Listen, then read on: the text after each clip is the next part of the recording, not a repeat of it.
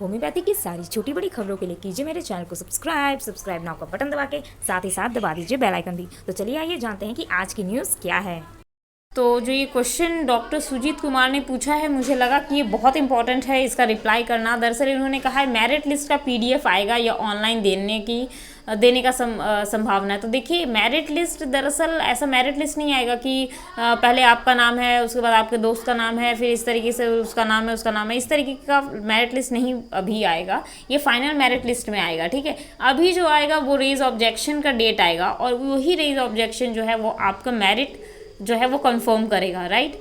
यानी कि उसमें कोई भी गलती नहीं है तो आपका लगभग होना तय है।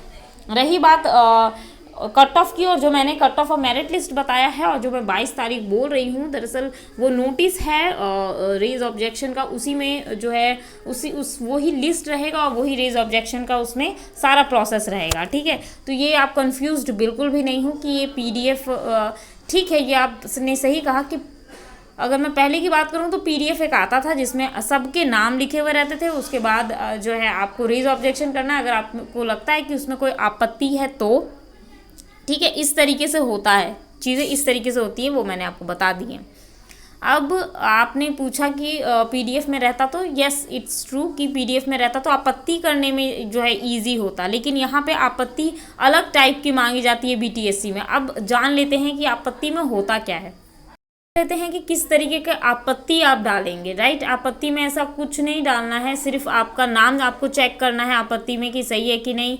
यानी कि रेज ऑब्जेक्शन जो आप करेंगे, सबसे पहले रेज ऑब्जेक्शन क्यों करेंगे आप, पहले आपका नाम सही होगा या पिता का नाम, जन्म तिथि, लिंग, कोटि, प्राप्तांक जो भी आपको दिया गया है वो पूरा आप चेक कर लेंगे। अगर उसमें कोई त्रुटि पाई गई तब आप रेज ऑब्जेक्शन के लिए अप्लाई करेंगे, और रेज ऑब्जेक्शन करने के बाद उसमें अगर आपको लगता है कि हाँ ये गलती है, मेरे नाम में गलती है, तो आप उसका एक एविडेंस देंगे और फिर आपका रेज ऑब्जेक्शन को सही माना जाएगा और उसके बाद ये चेंजेस किए जाएंगे, ठीक है।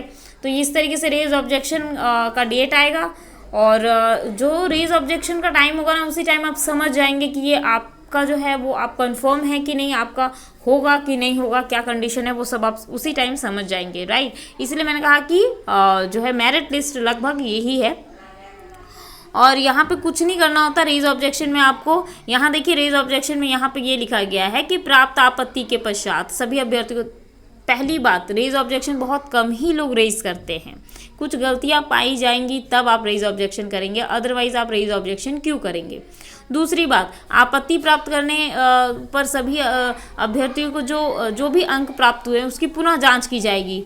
किसी ने ये कमेंट में लिखा है कि किसी टीम गठित हो गई है और टीम जो है वो डॉक्यूमेंट वेरिफिकेशन कर रही है, तो ये गलत इन्फॉर्मेशन आपको किसी ने दी है, ऐसा नहीं होता है।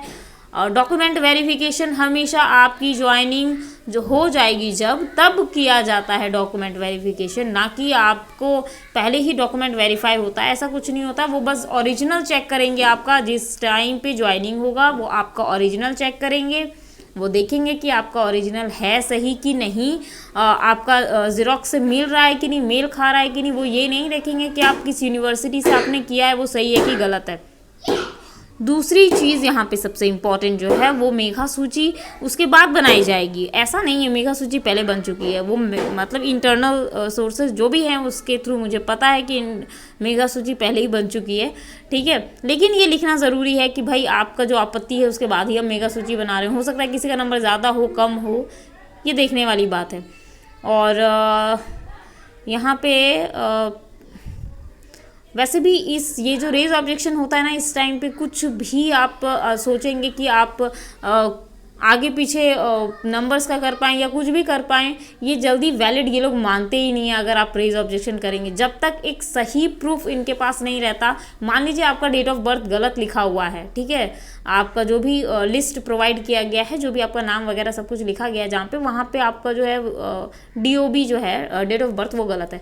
अगर गलत है तो आपको मैट्रिक वाला जो सर्टिफिकेट है वो अपलोड करना होगा और उसके बाद आपको लिखना होगा कि डीओबी गलत है, और वो जांच करेंगे कि ठीक है इसका ये जो डीओबी है यही सर्टिफिकेट आपका मैट्रिक का जो सर्टिफिकेट है वो आपने ऑनलाइन दिया था कि नहीं, वो तब वो वेरीफाई करेंगे और उसके बाद वो चेक करके कंफर्म करेंगे, तभी आपका जो है डीओबी वो चेंज होगा, अदरवाइज नहीं होगा, ठीक है।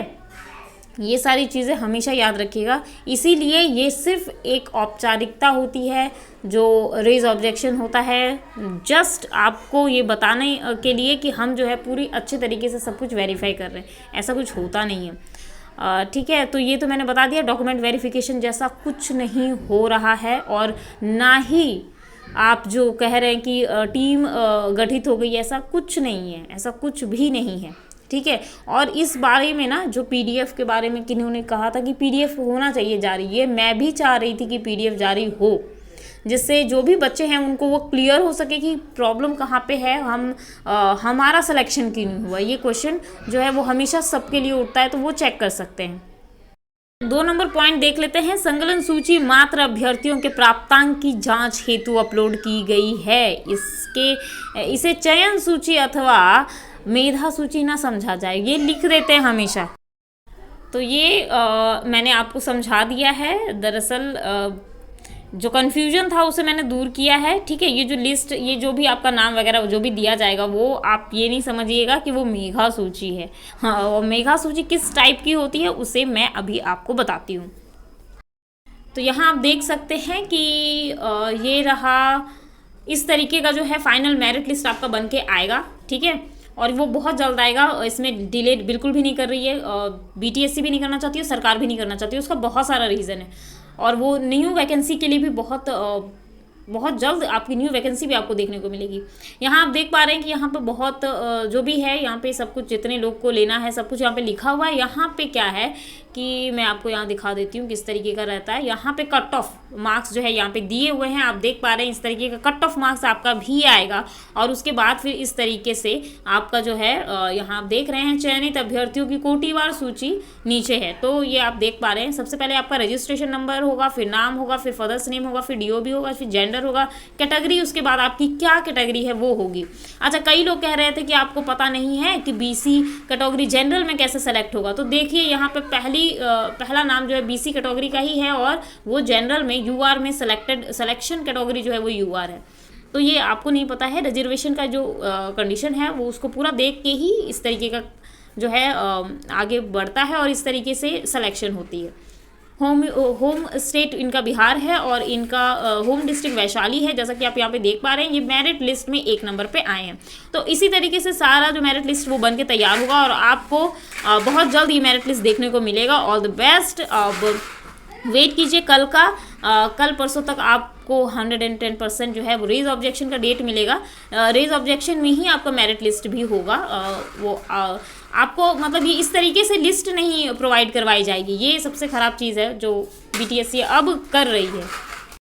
तो अब मुझे लगता है आप समझ गए होंगे कि किस तरीके का मेरिट लिस्ट जिसकी मैं बात कर रही थी वो आएगा।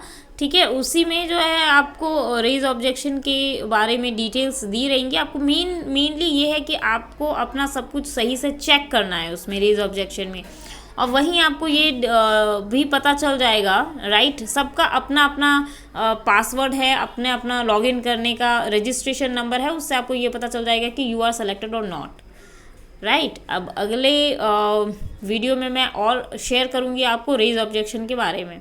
और हाँ, साथ ही साथ जैसे ही रेज ऑब्जेक्शन का डेट या कोई भी सूचना मुझे मिलती है वो मैं आपके साथ शेयर करूँगी। तो मुझे लगता है सुजीत कुमार जी, आप जो क्वेश्चन पूछ रहे थे कि पीडीएफ आएगा कि नहीं या किस टाइप का होगा ये मेरिट लिस्ट, तो ये रेज ऑब्जेक्शन टाइप का मेरिट लिस्ट होगा। इसमें ज़्यादा कुछ हर एक इंसान को एक दूसरे के बारे में पता नहीं चलेगा, सब अपना अपना देखेंगे, अपना अपना जानेंगे। तो ऑल द बेस्ट, अगले वीडियो में फिर मिलते हैं।